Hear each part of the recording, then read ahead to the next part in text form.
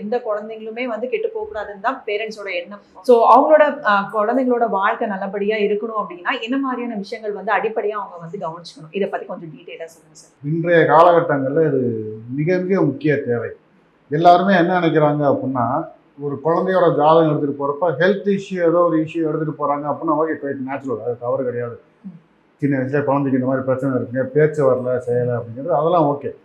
ஆனால் இப்போ உள்ள காலகட்டங்களில் 4ஆம் இடம் 7ஆம் இடம் இதெல்லாம் பார்த்தீங்கன்னா மிக மிக முக்கிய பங்கு வகிக்கும்.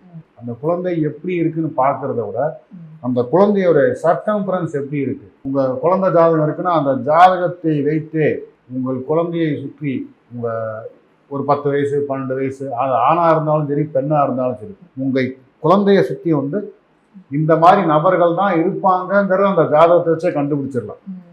ஸோ இப்போ மழை பெய்யுது அப்படிங்கிறப்ப நம்ம என்ன சொல்கிறோம், இப்போ நம்ம கூகுள் மொபைல்லே காமிச்சு மழை பெய்யுது அப்படின்னா இந்த மழை பெய்யும் சொல்லி காமிச்சு நம்ம என்ன பண்ணுறோம், குறை எடுத்துகிட்டு போகிறோம்.